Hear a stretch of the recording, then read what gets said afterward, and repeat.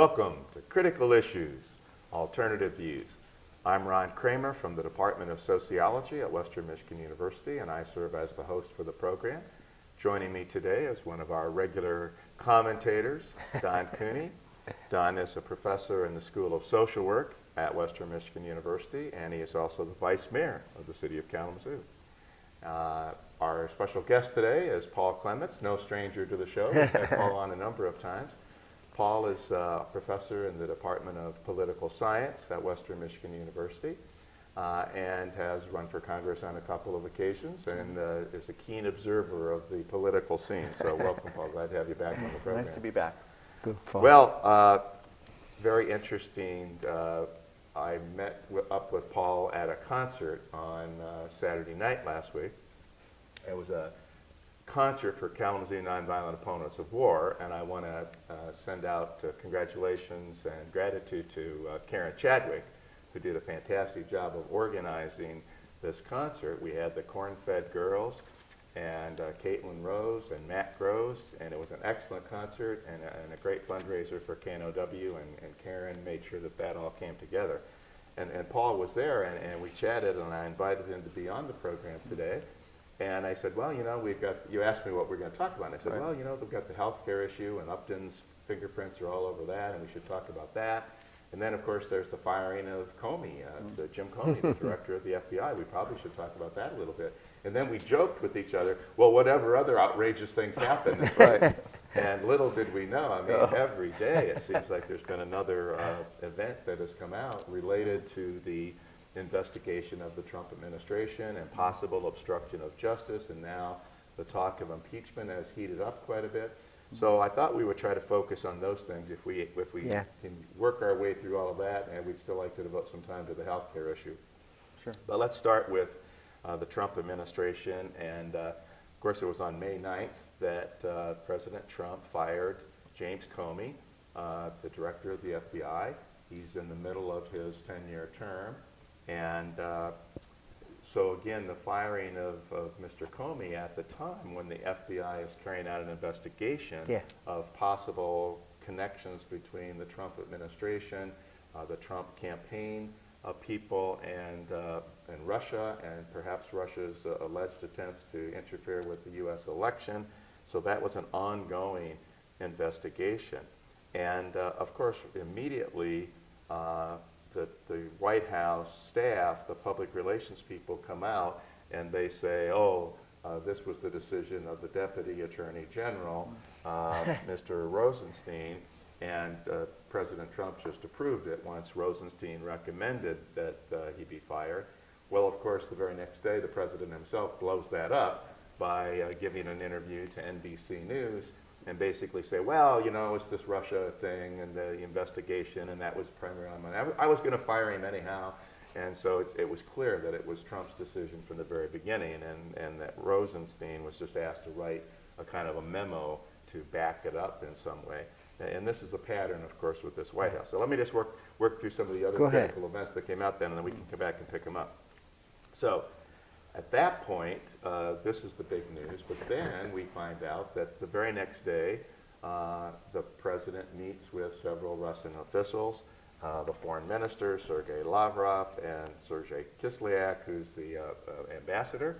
He meets with them in the Oval Office and apparently releases to them some highly classified information, which concerned a third party who had gathered some intelligence and presented that to the United States, and even some of the people within the government were privy to that information. And here, Trump is basically giving this information to the Russians and violating again the third party rule, which basically says if a third party gives you some information, you better protect that information and not allow them to be identified.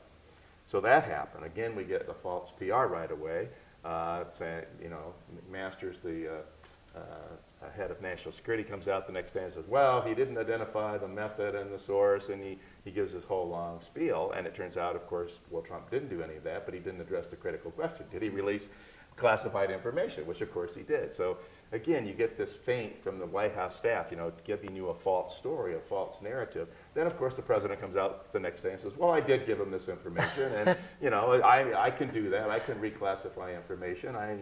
And so again, it's like this, the PR staff tries to protect him and they put out a false story or try to divert attention to some other issue, but then he comes back and blows it all up for them.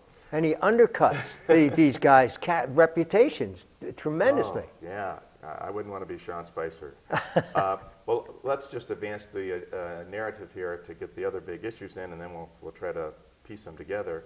So then we find out that James Comey had been keeping very detailed memorandums after each contact, as he did with all of his interviews and contacts, but he kept detailed memos on notes on each meeting that he had with Trump, and it turns out there were a number of them, and it turns out that that he had been pressured by Trump to be loyal. He had been pressured to drop the investigation into Michael Flynn, and in fact, at that point, when he was at a meeting in the White House, Trump actually ordered Vice President Pence and Attorney General Sessions to leave the room so that he could talk with Comey individually. And I think that's a significant thing. Yeah. So at this point, it looks like nothing. The congressional investigations are supposedly, going on, but we don't really know much about them. They've been sort of slow-footed to get moving on those investigations. And a lot of people did not expect that there would be a special prosecutor or a special counsel, as it's called. But in fact, then with the bombshell that came out the other day is that the Deputy Attorney General, Rod Rosenstein, is going to appoint a special counsel to investigate this whole matter. And of course, the reason it's the Deputy Attorney General is because the Attorney General, Jeff Sessions, had to recuse himself from anything connected with the investigation into the Trump administration's contacts with the Russian government. And the person that gets appointed is the former FBI director, Robert Mueller, who has sort of universal admiration, as far as I can see. Yeah. Respect from both political parties, a wealth of experience, and a no-nonsense kind of guy. And so a lot of people were extremely pleased that the special counsel or special prosecutor, as it used to be called, in this case is going to be Robert Mueller. And then we get another bombshell that General Flynn, Michael Flynn, had told the White House counsel that he had an ongoing investigation. And this was prior to the point that they appointed him as the National Security Advisor. And of course, Sally Yates had gone to the White House to warn that Flynn had these contacts and had been compromised. They still appointed him, and they still kept him on for 18 days. Finally, the pressure grew, and they did fire him.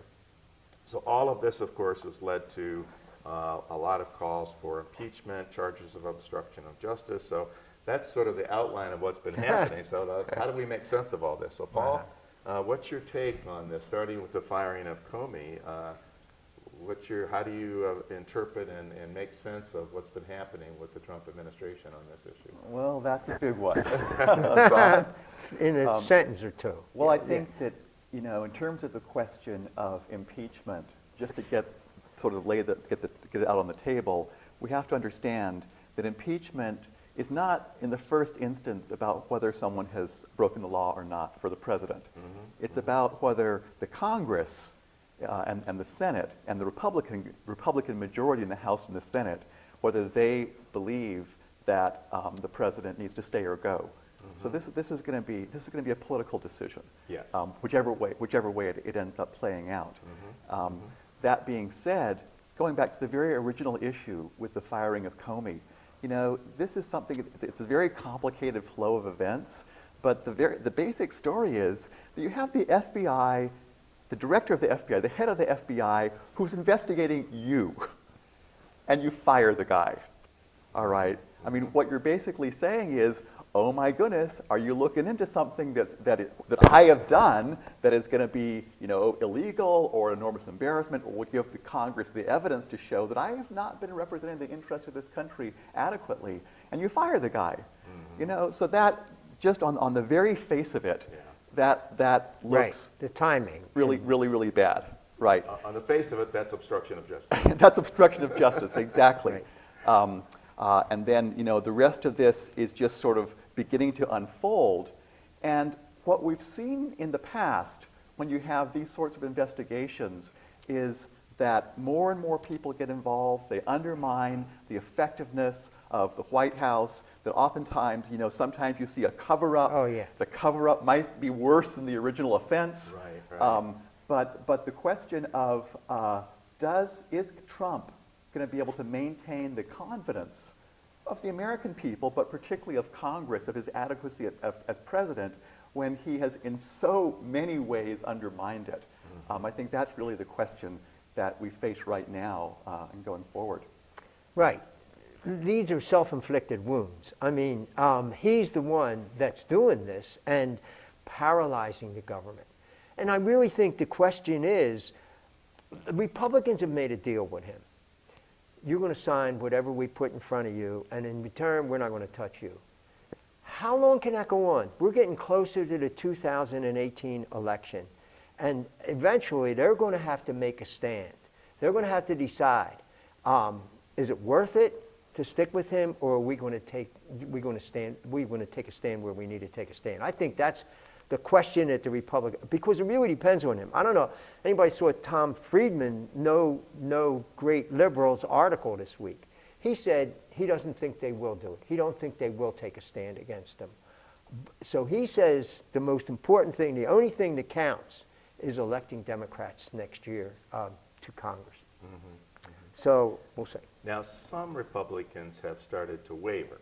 So we're starting Yes. to get some statements Yeah, we are from starting to John see that. McCain and Lindsey Graham, even Fred Upton, that kind of are wavering a little bit in terms of their support. Well, maybe we ought to look into this a little bit more, and maybe if there's something there, we might eventually have to be forced to do something. And Justin Amash calling it Justin an Amash has impeachable been offense. good. Who's I very think he's been courageous, good. and he was the Yeah. first Republican to come right out and say, if this is true, this is grounds for impeachment. That's a Yeah. pretty strong statement for a Right. Republican Really congressman strong. to make. Yeah.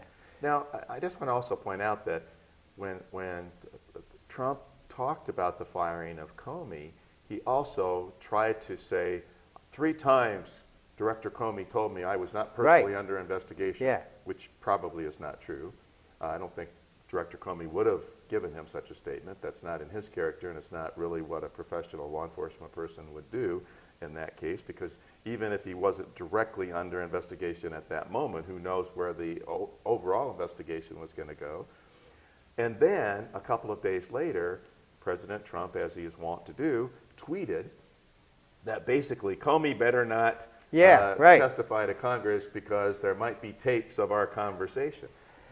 Shades of Watergate. Oh, here, right. We're back with So, Nixon, yeah. Now, number one, this could also be construed as witness tampering, because now Director Comey, after being fired, and if there's going to be a congressional investigation or even a special counsel investigation into what's happening here, was the firing of Director Comey obstruction of justice. So now if President Trump is threatening Mr. Comey by saying, don't you dare talk, don't you tell any stories, because I might come after you and I might have a tape of our conversation. And again, it seems like an empty threat to some extent, but nonetheless, was he taping those conversations in the White House? Do those tapes exist? If so, of course, that would be evidence that could be subpoenaed by the congressional committees or by the special counsel, but it also may constitute simply another impeachable offense here, which is witness tampering. Yeah. And I think you're right. The basic problem there is threatening the guy. Absolutely. Whatever the grounds for Yeah. the threat might be, if this is a law enforcement official who is investigating you and you threaten him about letting the people know, letting Congress know what he knows, my goodness, of course that's wrong. So Comey is supposed to testify next week. Everybody's trying to find Comey. He changed his phone number, and he's supposed to testify next week. Everybody wants to talk to him. But I think his testimony will be absolutely crucial to what the next steps are going to be. So we'll see what happens with that. So now, one of the things that I originally thought we could talk about was the difference between a congressional investigation and the appointment of a special counsel. Right. This is before I thought there would be a special counsel that had been appointed. But even now that that decision has been made, the congressional investigations can still go forward. Of course. And it seems to me that the major difference there is that, well, there's several differences. Number one, the congressional investigations cannot directly lead to criminal charges. Right. The special counsel is a prosecutor, can take evidence to a grand jury, can try to get indictments returned, bring criminal charges. That's a critical difference. But there's also this important difference, and that is the special counsel's investigation is essentially going to go on in secret. Right? It's not going to be a public investigation, and there may be reports, eventually about the outcome of the investigation, and may provide a report to Congress. But essentially, that's an investigation that's going to go on behind the scenes for the moment.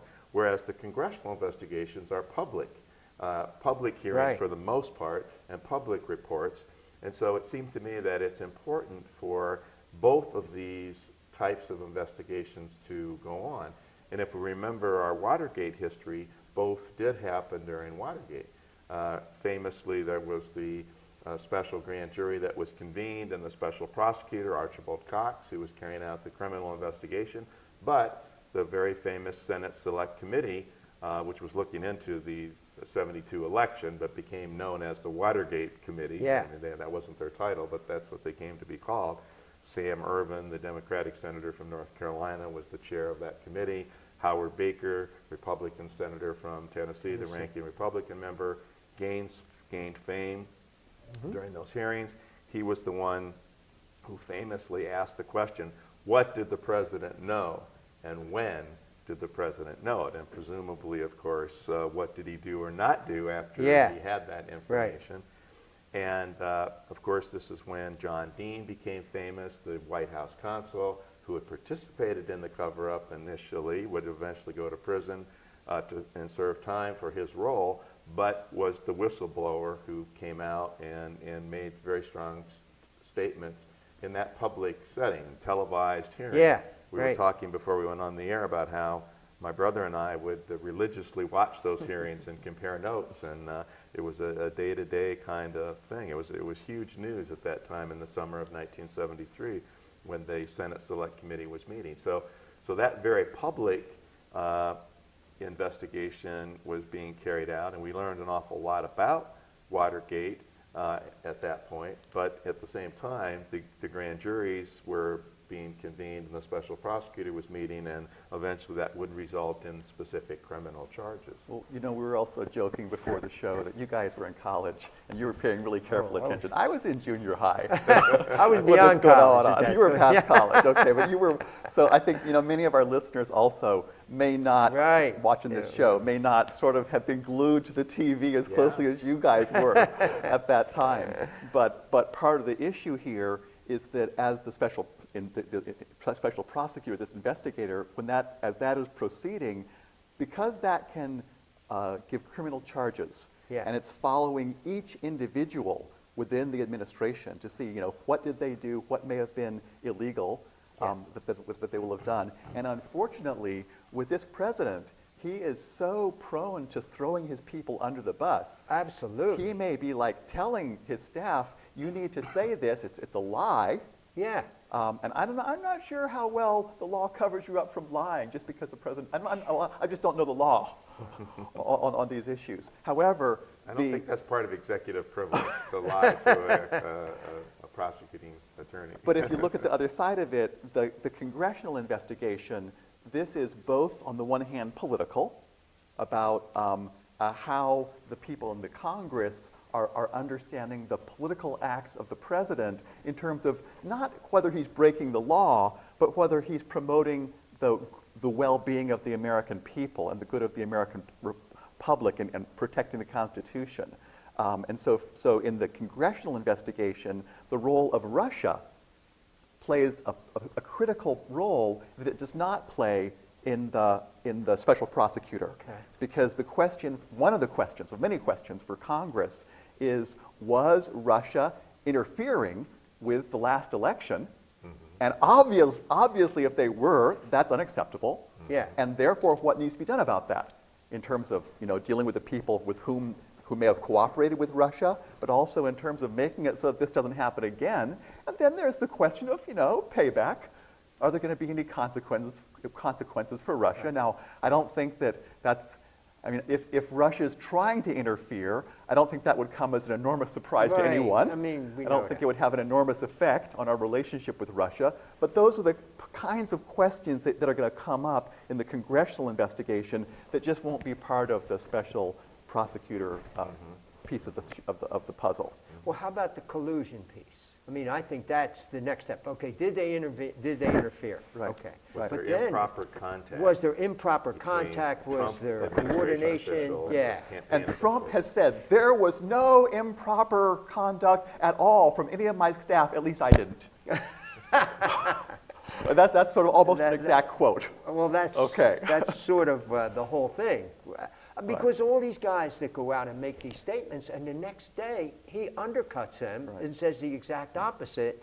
I mean, how long is that going to go on when people are going to be willing to go out and make these statements, knowing that I can't trust this guy at all? But equally, we found out with Flynn, who we know was having improper conduct with the Russians, that the Trump administration, Trump people knew about this before they even appointed him Yes. to the high advisor position. So Critical. they appointed someone who they knew was, having improper dealings with a major adversary of the country. So there are those sorts of issues that come up here. Yeah. Was also acting as a paid-for agent for Turkey. Right, right. exactly. And didn't reveal During the that he campaign. was being paid an enormous $500,000 to act as an advocate for a foreign government. And so eventually Flynn has to be fired. But ever since Flynn has been fired, Trump goes out of his way to praise him. Yes. He's a good guy. Yeah. But not only that, that was the central issue then when he met with Comey. Could you see it clear? This is the direct link. Could you see it clear to drop that investigation or to not pursue that investigation? When he sent Sessions and Pence out of the room, That's and he amazing. was alone with Comey. Now, this is according to Comey's memo, which hasn't been revealed publicly yet, but this is the reporting in the New York Times about what's in the memo, the memorandum that Comey wrote immediately after that meeting, that Sessions and Pence were forced out of the room. Essentially, they didn't want to go, and Trump made them leave. That's how it sounds. And then that's when Trump raised the issue of dropping the Flynn investigation. And demanding loyalty from the guy who's the head of the FBI, who's supposed to be keeping the law. Yeah. His loyalty is supposed to be to the law, to the people, not Right. So my question is, why does Trump go out of his way? Why does he bend over backward to try to protect Michael Flynn? I think What's- Michael Flynn has something to say that he's very careful about. I mean, remember when Flynn applied for, what did he apply for? It was that he wouldn't be immunity, Right, right? immunity. He applied for immunity, and his lawyer said he's got a story to tell. He's got a story to tell. Right. So I think that Trump doesn't want to hear that story. What, doesn't want that story to become I public. don't think so. Yeah. So what does Michael Flynn know? Or what has he done? Yeah. Or what has Trump done in connection with Flynn Yeah. is a critical question, and we simply don't know that right now. But obviously, Trump is going well out of his way, even to the point of obstruction of justice, to try to protect Michael Flynn. And that certainly raises some red flags, doesn't it? Certainly. What about Manafort? Manafort was his campaign manager for a while. For a brief period of time. And at the same time, he was getting paid by Ukraine, wasn't it? That he was getting think he salaries by was. them Yeah, with the yeah. Russian influence all over the place with that. So, I mean, the connection is so clear. I mean, we don't know exactly what those contacts were, the substance of them. Perhaps they were perfectly legitimate, but it does raise red flags again that the campaign manager for the Trump campaign has these kind of connections. And again, the fact is that we didn't know about these things at the time when That's they were right. acting in the campaign capacity. Carter Page was Another guy, person Page. who was part of the Trump campaign, also had contacts with various Russian officials, and they only reluctantly revealed that. I don't know if you ever saw the famous interview with Chris Hayes and him on MSNBC. I didn't see that, no. And Hayes is pressing him. He said, well, maybe perhaps I met with Sergei Kislov, and maybe it was in Cleveland during the Republican. Maybe if I ever did something like that, it would have been in Cleveland during the Republican. And it was like he was twisting himself in knots Oh, my to gosh. basically say, yes, I did, but not wanting to come right out and admit that he did. And so there's that kind of question, I think. So if we go back to Watergate, I just want to, I think we can overdo the Watergate comparison here.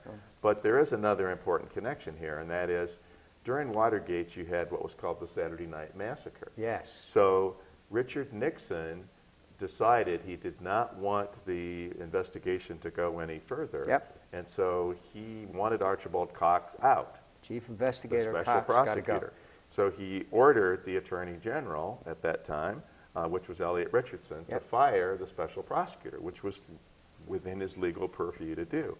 But Elliot Richardson famously decided not to do that, and he resigned on principle because he would not fulfill that. So then it came to the Deputy Attorney General, which was William Ruckelshaus, who was also the first director of the EPA at some point. And Ruckelshaus also refused to carry out the firing of Archibald Cox. So it fell then to the Solicitor General, Robert the Bork. third, who was Robert Bork, who would later famously be borked for a Supreme Court nomination by the Democrats. But Bork was willing to carry out Nixon's will, and he did fire Archibald Cox. And again, this became known famously as the Saturday Night Massacre. So as soon as Comey was fired by Trump, people kept saying, well, this is sort of similar to the Saturday Night Massacre. And I think there's another interesting parallel here, because what you see in that case was people on the Nixon administration who up until that time had been following Nixon's orders. Yeah. And then it said, okay, I can go no further here. Yeah. This is enough for me. And on what we see here as well is that up until now, Trump's people have been basically saying what he tells them to say. Exactly. Basically, exactly. Protecting. I say it, the next day you contradict me, okay, you threw me under the bus, but the next time then I'm still saying what you tell me to say. They've been sort of compliant. Yeah. But here we see Rosenstein appointing a prosecutor, and the next few minutes later, Trump says that he's being, what's the term, not thrown under the bus. Witch hunt. That he's got a witch hunt. No president has ever, no politician has ever been treated as badly. Right. So now, As he- Rosenstein is the actor here who apparently is making a decision, Right. not under Trump's guidance, Trump's ordering, that is sort of like, okay, now we've got to switch and hold and set things in motion to hold you accountable. And Right. they have not been willing to do that up until now. So this represents a major shift. It does. And Rosenstein had such a sterling reputation before that. I think he really wanted to restore that. And I think he did. And you know what? I think Rosenstein was angered that Trump tried to blame the Comey firing on him. Yeah, And right, He said, exactly. oh, well, the Deputy Attorney General sent me a memo requesting that I fire Comey. And so he laid all the blame that it was initiated from Rosenstein. And Rosenstein apparently then threatened to resign if they didn't back off on that and point out the correct sequence of events. And so that was part of the changed narrative with regard to the firing. But I think Rosenstein was still angered by that.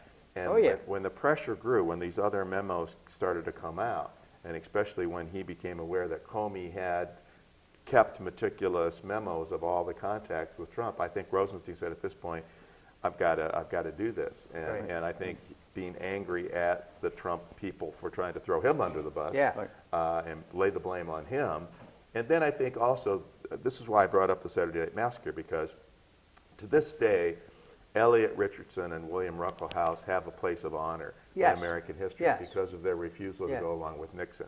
And I think Rosenstein I think people have to think about history. Didn't Chuck Schumer say that? Yeah. You guys, history is watching. Right. History is watching, and if you buckle under and do something illegal to go along with the president who may end up being impeached, you're going to be besmirching your own, tarnishing your own reputation. Right. And so I think Rosenstein did the right thing, and I think he did the right thing for the right reasons, but I think that Sure, was it a was- very important He development. wanted to in this case. restore. And it's important for us to talk through who's saying what and how this is unfolding. But I think it's also important to remind ourselves and the viewers of what the big issue here, which is a little bit different from what it was in the Watergate case. coming up to the election, one side of the issue was Russian interference in the election. Yeah. But another side of the issue is the President of the United States and the President's administration, their job is to promote the interests of the United States. Yeah. To be the leader of our country. And if they are getting any kind of support or influence from the Russians, then what's at danger here? They might be sort of moderating their decisions in order to favor the Russians in ways that will undermine, their basic job. By contrast, in Watergate, it was about something that happened in the past. Yeah. About did you subvert the election by stealing this information and so on? Were you guilty or were you not guilty of that? In this case, it's an ongoing question. Yeah. If there are Right. ways in which Right. not just Trump, but senior members of his administration are indebted to the Russians, and they're going to be making decisions that affect American interests in our relation with the Russian. So just this last week, when we have Trump revealing information to the Russians Right. about what turns out to be information that came from the Israelis about an ISIS plot, when Russia is going to have different interests in this matter than American interests, and by revealing that about the big situation, that then can allow Russia or somebody else to sort of work backwards and figure out, well, where did this information come from? Which operatives? And the suggestion has been that there may well be secret operatives who, by virtue of revealing this information, they're the only ones who could have provided it, and then that will put them at risk. Yes. Well, so the question is then, when Trump is sitting in that room, is there anything in his past, in his relation with the Russians, that might make him just a little less, it was absolutely lack of caution anyway. Right. But would there be something that would sort of tip the balance so that he might be a little more willing to reveal things to the Russians than the President of the United States ought to be with the leaders of an adversarial country? Yeah. And I'm wondering, I've heard testimony to say that he owes the Russians money. Have the Russians loaned him a lot of money over the years? The story I heard was when the Atlantic City casinos went bankrupt. He was in a tough spot to get money, and that the Russians loaned him a lot of money at that time, and he still owes it. Now, I don't know if that's true. I haven't seen that confirmed. Well, just look at his tax returns. That'll tell you. Oh, Wait a good. minute. That'll No, figure you it can't out. do Yeah, that. we'll get that. No, I think, remember that phrase, it's not the crime, it's the cover-up, Yeah. became famous during Watergate. That's where that term originates. Paul, what you just said is that in this case, it's both the crime and the cover-up that are important, because the crime, if there is one, or the It's improper ongoing. contact and improper influence on the government may be an ongoing thing. Indeed. So that issue, that form of deviance or improper behavior, it may be an ongoing thing. But at the same time, there's also an attempt to cover up this, which leads to the charges of obstruction of justice and tampering with witnesses. So it's both the crime and the cover-up. And in it's this also pretty clear that there will be no case where you'll be able to say, well, this decision was specifically due to this threat from the Russians. The issue is going to be, do the Russians have general improper influence due to past exchanges? Now- So that's what has to be uncovered. For that meeting with the Russians last week, he barred the U.S. press from the room. Right. And so the only people in there were the Russians and their staff. And so... And his staff, some of his senior people. some of his senior people. Who were aghast. Yeah, and who revealed this? Did this come from the Russians? Did it come from... There were a couple of, I forget the names, a couple of Trump staffers in the room who, when they walked out, started doing damage control. Because they'd heard him say some things that they knew that he shouldn't have said. Yeah. And so then I think it was that damage control that then led to the leaks, which led to the, I believe, Washington Post report. Yeah, I think we may want to also just point to the fact that the New York Times and the Washington Post have been really the lead actors here. The leakers, there's just a gusher of leaks coming Yeah. out of this Right. administration. Yeah. But the shocking events almost always are triggered by a story in the New York Times or the Washington Absolutely. Post, which of course Trump dismisses as the fake Right. media, right? Right. But both the New York Times and the Washington Post appear to be playing very critical roles. And again, shades of Watergate. The Right. Washington Post, it was Woodward and Bernstein, the two young reporters, with a leaker in the FBI, Mark Felt, who was, I think, the deputy director He of was the the FBI deputy director at the that FBI. point, and was the deep throat, the person, the whistleblower who was Let him know. providing Woodward and Bernstein with all this information. And so it was that series of Washington Post articles that helped to further the investigation and prod on people to look more into Watergate. And that's happening again, it seems to me, with leaks coming out of the administration and the role that these two newspapers are playing. Yeah. You know, right. and this brings up some other issues that I just think we all seem to put out there. You know, if you think about the President of the United States and how much, you know, you would like people to be able to trust what he says. Well, by the time Trump was elected, his Pinocchio nose Oh, was man. also already pretty long. All right. Well, since he's been president, the number of lies and clear lies, they just stack up one on top of another. Yeah. All right. So now that's one piece of the picture. Then you have the question of the effectiveness of his administration. To start off with, he hasn't even filled over No. half of the positions Nor will he. that are required just for carrying out the normal activities of government. And then the people who are in the government, he throws them under the bus. He tells them one thing, then he contradicts it, what he told them, you know, the next day. From what we read, and part of the consequence of this is then you have all these leaks. Yeah. Because yeah. people want to sort of protect themselves, and they're these, you know, they feel they've been hurt, so they want to sort of respond to that.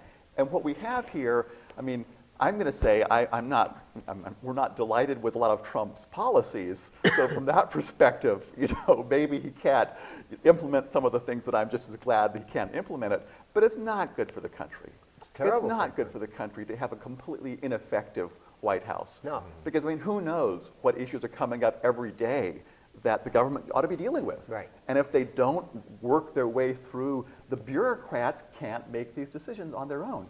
New big issues have to be dealt with. That's why we have a president. That's Yeah. why he has a staff of, you know, effectively a couple thousand, is to get the work of the country done. And the danger is now that the work of the country is not going to be done, and that might, at the end of the day, fundamentally be the cause for something like impeachment. Yeah, I mean, for me, the real issue is competence. He doesn't have the competence to deal with all these things, and he's not bringing in people that could help him. He refuses to listen to these people. And there are important decisions that have to be made. North Korea, what we're going to do with the economy, the climate change, all those different things, they're not even being touched.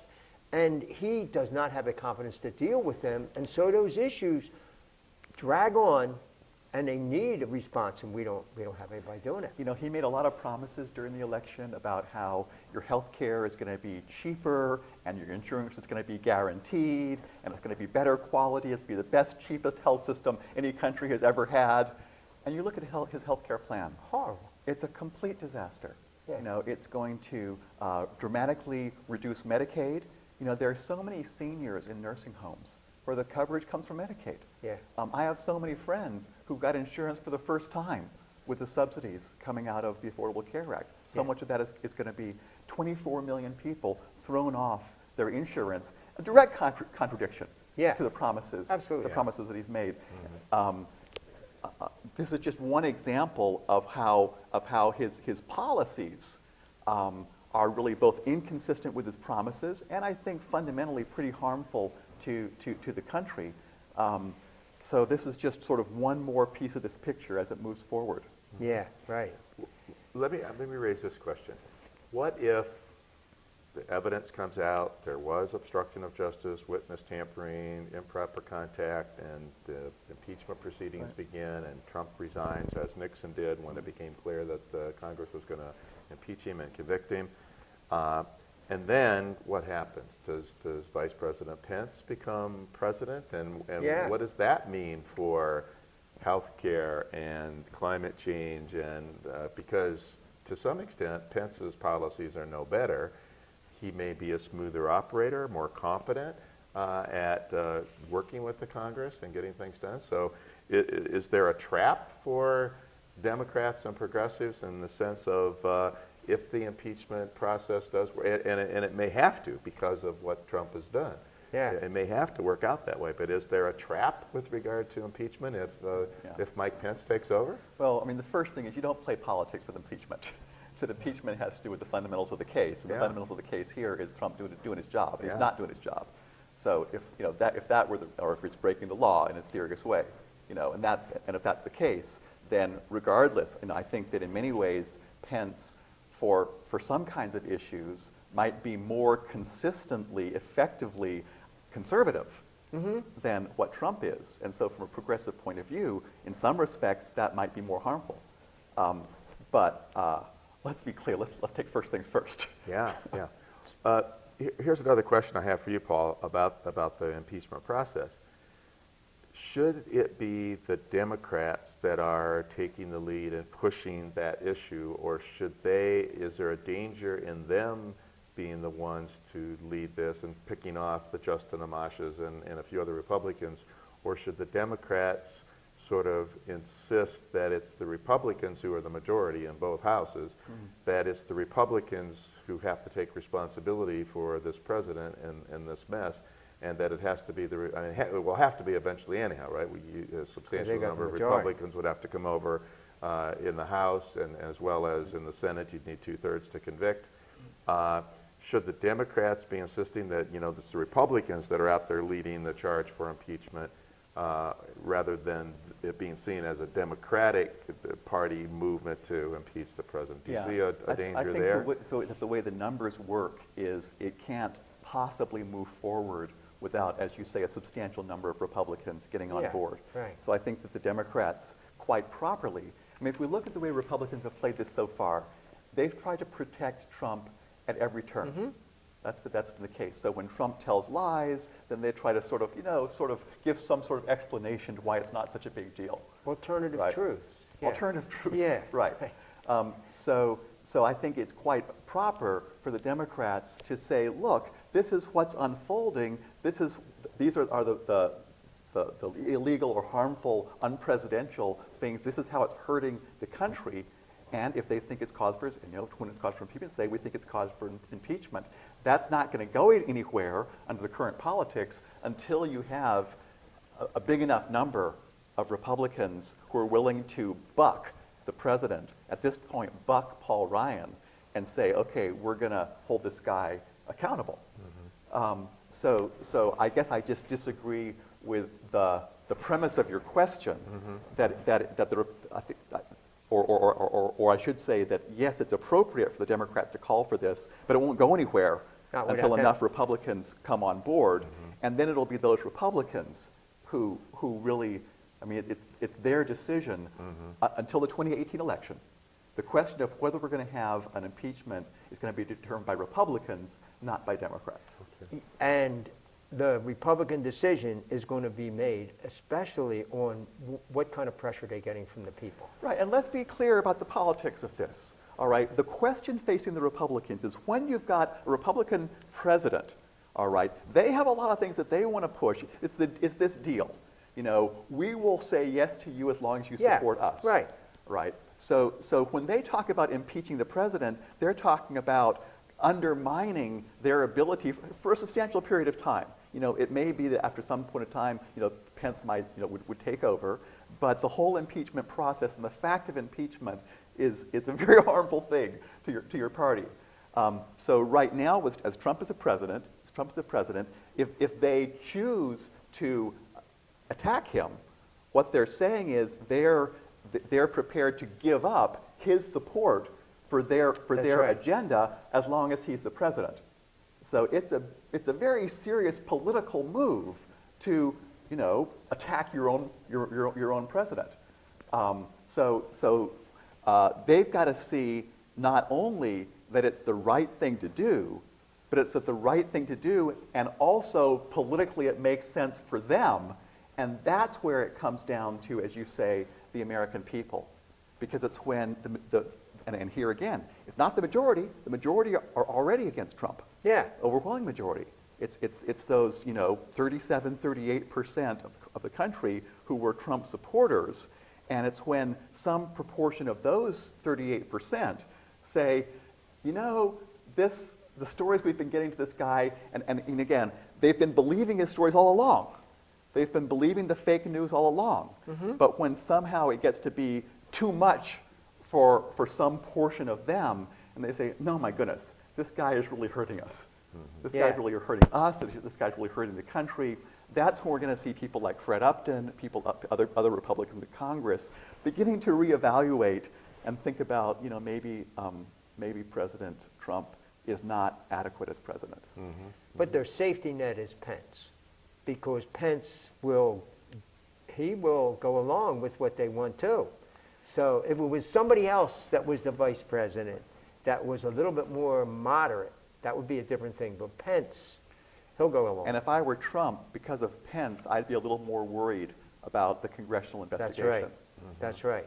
Because he can figure this out. I mean, I don't know if he can figure this out. He probably can. Yeah. Just to throw one final Watergate analogy in here, eventually it was a contingent of prominent Republicans, including Howard Baker and Barry Goldwater, who went up to the White House to basically convince Nixon, hey, the game's over, you're going to be impeached, you will be convicted, and for the good of the country, you should resign now. And Nixon did at that point. It's in the Republicans' court. Yeah, right. And the question will be, if there's not an impeachment, then the question will be what happens in 2018. Yeah, right. That's right. Is there a chance that the Democratic Party could take the House back in 2018, the way things are currently lining up? Certainly. There certainly is a chance. Right. And what we're seeing is that the disaster of the Trump presidency is becoming clearer every day as we speak. And clearly, the Republican Congress, Republican majority in the House, is supporting Trump. And the politics of that makes perfect sense. And I think probably a substantial percentage of Americans get it. Yeah. They sort of understand this. Right. Historically, when there's been the president and the Congress of the same party, the standard, the usual thing is a swing in the other direction in the midterm election. In this case, the forces that push in that direction are even stronger. Yeah. So there's a very real chance that Democrats, that the American people will say, we need a Congress that can hold Trump in check.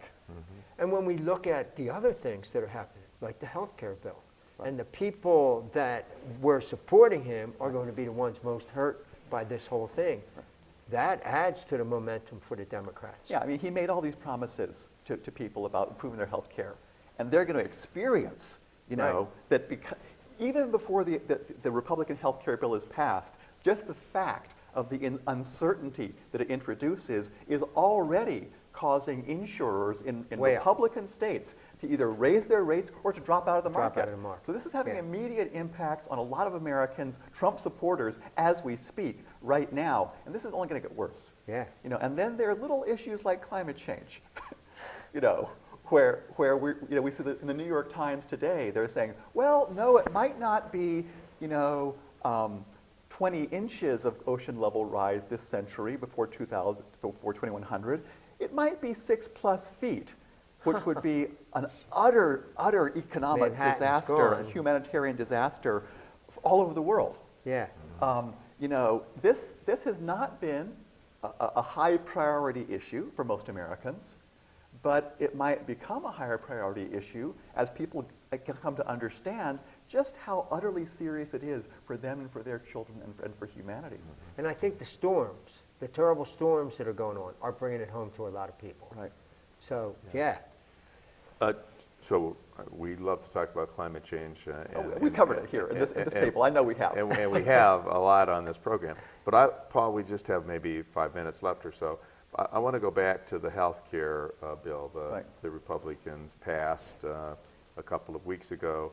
And Fred Upton, you said something, I think, before we came on there about Fred's fingerprints were all over this. He owns So, this bill. so he Yeah. owns this. Yeah. So yes, and I agree with you. This would not have happened without Fred Upton. Right. So can you just sort of take us through Upton's position on the Trump care bill, as we can, I think, call it now, the Republican health care bill, why in the end it was Fred Upton's responsibility for getting this bill passed, Sure. or Sure. guilt and shame for getting this passed? Right. So you know, they had tried to pass one health care bill and it had failed. And Upton had voted for it. There were a number of very extreme conservatives who felt that the bill that they were trying at that time was too generous. They were calling it Obamacare Light because it still tried to provide some subsidies and some kind of supports, although they were completely inadequate in my view. And these Republicans are called the Freedom Caucus. The Freedom Yeah. Caucus, really extreme conservatives. So then they say, okay, well, we will cut it back. You know, we will make it far less generous or far less supportive of the health of many Americans. And that was this revised bill. And Upton took a look at it. And one of the things that he has promised and others have promised is that if you have pre-existing conditions, then those will not be considered in your health care. Right. Right. That you'll be able to get the health care at the same cost as anybody else, you know, who's just healthy. And you can't be denied. And you can't be be denied. denied. And you'll be able to afford it. Well, the pre-existing conditions had been just stripped away, so that if you were already, you know, sick with something, that they would allow the states to take away that protection, which many states would do, given the current politics. And a lot of people with pre-existing conditions either would be unable to get insurance, or more likely, the rates would be jacked way up. Yeah, they to couldn't make afford it unaffordable. So Upton said, all right, I'm not going to support this bill. And when he withdrew his support, and a few other people in his same political category, then that meant that it was not going to be able to get the majority that would allow it to pass. Well, then Trump called him in. By the way, one of my best friends out in Arizona sent me an email. Oh, I see Upton's not going to support the bill. That's great. And thanks for I all the called him pressure. that morning. Thanks for all the him. pressure you've been putting on Upton to have him make this decision. So And- he was and- being lauded. And he was standing up for people who were going to have their rates jacked up, you know. But then Trump called him in. He went and had a meeting with Trump, and Trump said, all right, we'll put, you know, I think $6 billion, $8 billion Yeah. into supporting people with pre-existing conditions, which is a pittance It was compared $8 billion over 5 years. over 5 years. Over 5 years. Right. And the estimate was that at a minimum you would need over $200 billion to adequately assist people in high-risk pools to be able to afford insurance. Right. You know, so, you know, whatever about the fact that the new bill was still not going to require preventive care, whatever about that it would allow, you know, women's health issues to require extra insurance, so sort of a pregnancy tax. You know, Yeah. whatever the problems were, this $8 billion was not going to begin to address the problem that Upton had raised in the first place about not protecting people with pre-existing conditions, but I don't know how Trump, if Trump twisted his arm or what, but regardless, he turned around, and he got a few people in his camp to turn around with him, and that gave the bill the numbers that it needed to pass the House.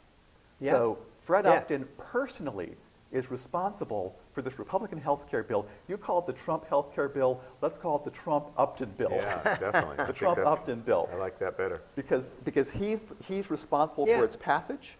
It's a terrible bill, and come 2018, I think there may be a lot of people in this district who are ready to hold him accountable for that.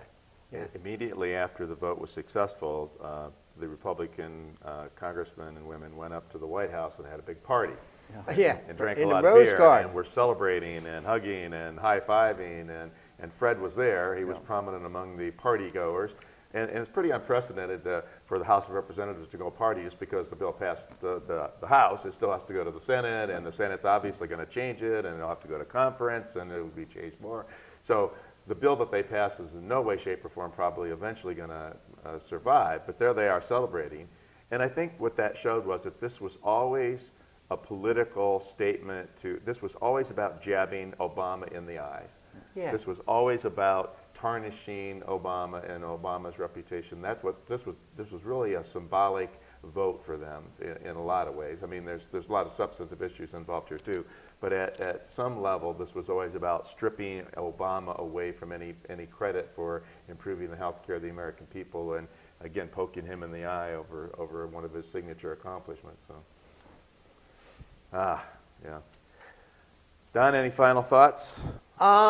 Well, we never got to health care, but I would like to point out that on June 6th, we're bringing in here a doctor from Chicago who has written a book called The Death Gap, talking about the structural causes of ill health. And he's going to be speaking here at the medical school on June 6th at 7 o'clock, and I think he'll have a lot to say, which really crystallizes what we need to do about health care in this country. Okay, June 6th. Yes. Great. All right. Well, I've talked a lot about Watergate tonight. I didn't intend to talk about it so much, but it seems so relevant. And maybe one final thought from me about the Watergate. I just remember in the fall of 1973, after the Saturday Night Massacre, and contemplating what was going to happen as we approached the year 1974. And I just remember thinking, what's going to happen? It just seemed like we were in a constitutional crisis, and certainly a deep political crisis, and it just didn't seem to be what was going to happen? How was this going to be resolved? And I just remember thinking that, how is this going to all work out? Being very worried about the future of my country. And I find myself today with sort of a very similar kind of feeling as I have then. How is this going to end? What's going to happen here? We've got this outrageously incompetent man in the White House doing outrageous things and possibly now guilty of obstructing justice, and there may be some impeachment, and so who knows what's going to happen. Well, stay tuned. We'll be back again with another issue of Critical Issues Alternative Views to kind of let you give what our perspective is on this. Thanks, Paul Clements, for being here, and we'll see you again next time on Critical Issues Alternative Views.